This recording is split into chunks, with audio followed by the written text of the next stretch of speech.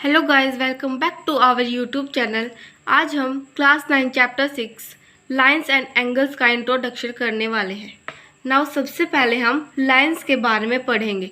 Line हमारी एक length की होती है जिसकी कोई विड्थ नहीं होती है और ना ही इसके हमारे कोई एंड पॉइंट्स होते। ये हमारे इस तरफ भी इन्फिनिटी तक जाएगी और इस तरफ भी, तो इसलिए इसे हम एरो से डिनोट करते हैं। नाउ अगर हम इसका कोई एक पार्ट लेते हैं जिसके कि एंड पॉइंट्स हमारे फिक्स होते हैं, उसे हम एक लाइन सेगमेंट बोलते हैं। सो लाइंस हमारी अब दो टाइप्स की होती है। एक होती है हमारी इंटरसेक्टिंग लाइंस और एक होती है हमारी पैरेलल लाइंस। इंटरसेक्टिंग लाइंस वो होती है जब भी हमारी दो लाइंस एक दूसरे को किसी पॉइंट पर कट करती हैं, उसे हम बोलते हैं इंटरसेक्टिंग लाइन। और जब हमारी दो लाइंस एक दूसरे को इन्फिनिटी तक कहीं भी कट नहीं करती, उन्हें हम बोलते हैं parallel lines.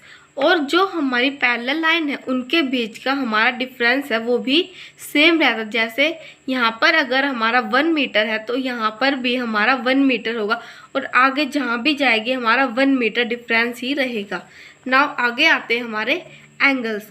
It is formed when two rays originate from the same endpoint। Same and point से जब हमारी दो रेज ओरिजिनेट करती है तो उनके बीच में हमारा एंगल फॉर्म होता है। डिफरेंट टाइप्स ऑफ हमारे एंगल्स होते हैं।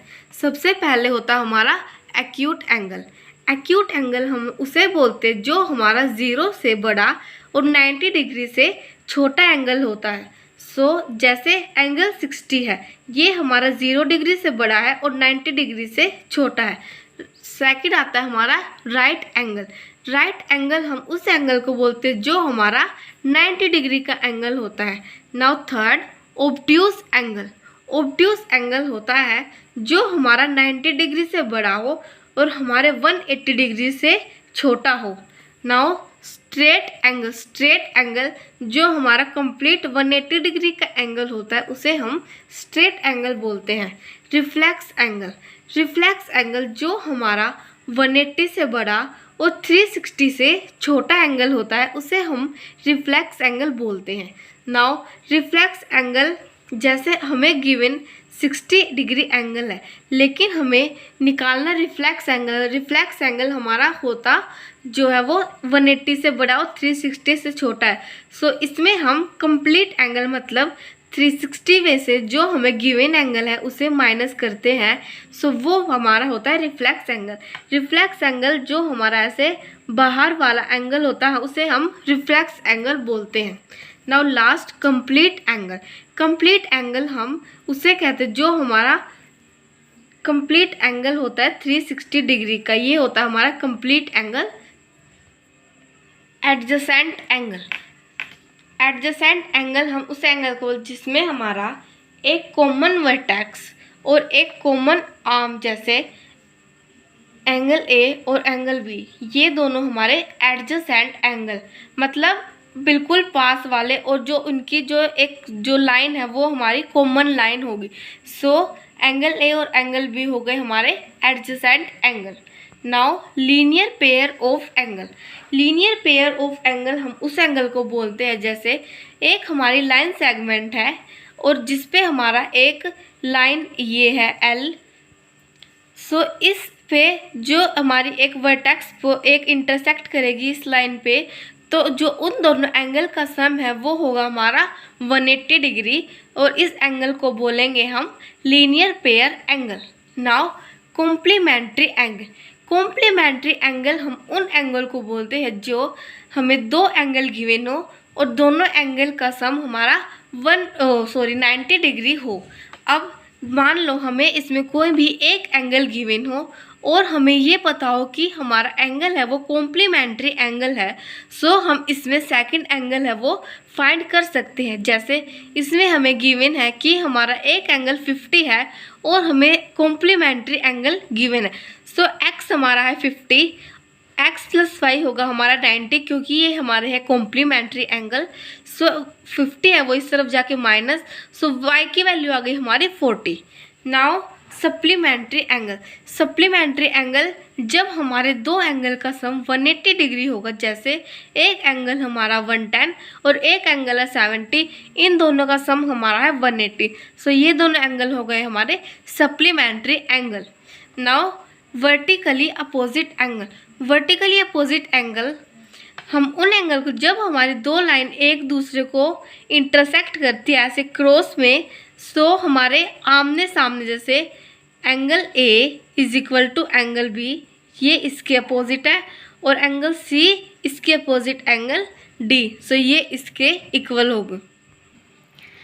नाउ अब एल एम हमारी दो लाइंस है, उन्हें एक ट्रांसवर्स लाइन कट करती है। तो जब हमारी दो लाइंस को एक ट्रांसवर्स लाइन कट करती है, सो हमारे बहुत सारे एंगल्स है वो फॉर्म होते हैं। सो सबसे पहले हमारे एक्सटीरियर एंगल। एक्सटीरियर एंगल मतलब बाहर वाले एंगल। अब इस लाइन के बाहर ये और इस लाइन के जो हमारे इन दो लाइंस में बाहर की साइड, जैसे इस लाइन के साइड ये और इस लाइन के बाहर ये, एंगल 1 2 7 8 ये हो गए हमारे एक्सटीरियर एंगल। सो एंगल 1, एंगल 2, एंगल 7 और एंगल 8 ये हो गए हमारे एक्सटीरियर एंगल। इंटीरियर एंगल जो हमारे अंदर की साइड एंगल है, जैसे ये दो लाइन है एल एम और इन दोनों लाइंस के अंदर की साइड वाले 3 4 5 6, angle 3, angle 4, angle 5 and angle 6 ये हो गए हमारे interior angle. Now corresponding angle. Corresponding angle, angle on the same side और सेम प्लेस। जैसे एल हमारी एक लाइन है और जो पी लाइन है वो उसे इंटरसेक्ट करती है, सो इस लाइन के ऊपर और लेफ्ट साइड में, वैसे ही एम लाइन को पी लाइन इंटरसेक्ट करती है इस पॉइंट पे, सो इस पॉइंट के ऊपर और लेफ्ट की साइड एंगल 5। सो एंगल 1 और एंगल 5 ये हो गए हमारे कोरस्पॉन्डिंग एंगल। वैसे ही इस लाइन के राइट साइड, इस लाइन के राइट साइड एंगल 2 और एंगल 6, एंगल 2 एंड एंगल 6। वैसे इस लाइन के नीचे और लेफ्ट साइड में, इस लाइन के नीचे और लेफ्ट साइड में एंगल 4 एंड एंगल 8, इस लाइन के नीचे और राइट साइड में, इस लाइन के नीचे और राइट साइड में एंगल 3 और एंगल 7, एंगल 3 एंड एंगल 7 ये हो गए हमारे कोरस्पॉन्डिंग एंगल्स। नाउ अब आते हैं हमारे alternate interior angle. Interior angle हमारे अंदर की साइड वाले एंगल्स होते हैं। यहाँ पर हमें अल्टरनेट लेने हैं, मतलब अपोजिट, जैसे 3 4 5 6 ये हो गए हमारे इंटीरियर एंगल। हमने लिया एंगल 4, सो इसका अल्टरनेट एंगल 5 तो सेम डायरेक्शन में है, इंटीरियर एंगल हमारे 5 और 6 है, सो इसका अल्टरनेट हो गया हमारा 6। तो 4 और 6, angle 4 and angle 6 same. Angle 3 हमारा इंटीरियर, सो एंगल 3 का सेम साइड का एंगल 6 है, लेकिन हमें अल्टरनेट का लेना है, so 3 is equal to 5, so angle 3 and angle 5। Alternate exterior angle. सबसे पहले एक्सटीरियर एंगल थे हमारे बाहर वाले 1 2 7 8। अब इसमें हमें सेम अल्टरनेट एंगल लेने हैं, जैसे एंगल 1, एंगल 1 के सेम साइड वाला एंगल था 8, लेकिन हमें लेना है अल्टरनेट। जैसे इस लाइन के ऊपर वाला था एंगल 1, तो इस लाइन के नीचे लेंगे हम, और इस लाइन के लेफ्ट साइड में था तो इस लाइन के राइट साइड में, तो ऊपर और लेफ्ट, नीचे और right. So angle 1 and angle 7 ये हो गए हमारे अल्टरनेट एक्सटीरियर। वैसे ही angle 2 and angle 8, angle 2 and angle 8 ये हो गए हमारे अल्टरनेट एक्सटीरियर। लास्ट आते हैं हमारे को इंटीरियर एंगल। को इंटीरियर एंगल हम उनको बोलते हैं जो हमारे angle on the same side है, इंटीरियर अंदर वाले और को इंटीरियर मतलब सेम साइड, जैसे एंगल 4 और एंगल 5, एंगल 4 एंड एंगल 5 और एंगल 3 और एंगल 6, एंगल 3 एंड एंगल 6। अब अगर हमारी दो लाइन पैरेलल हों तो जो हमारे कोरस्पॉन्डिंग एंगल है, जैसे एंगल 1 और एंगल 5 ये इक्वल होंगे। एंगल 1 है वो एंगल 5 के इक्वल होगा, एंगल 2 है वो एंगल 6 के इक्वल होगा। वैसे ही अल्टरनेट इंटीरियर एंगल 4 है वो एंगल 6 के इक्वल होगा, एंगल 3 है वो एंगल 5 के इक्वल होगा। अल्टरनेट एक्सटीरियर एंगल 1 है वो एंगल 7 के इक्वल होगा, एंगल 2 है वो 8 के इक्वल होगा।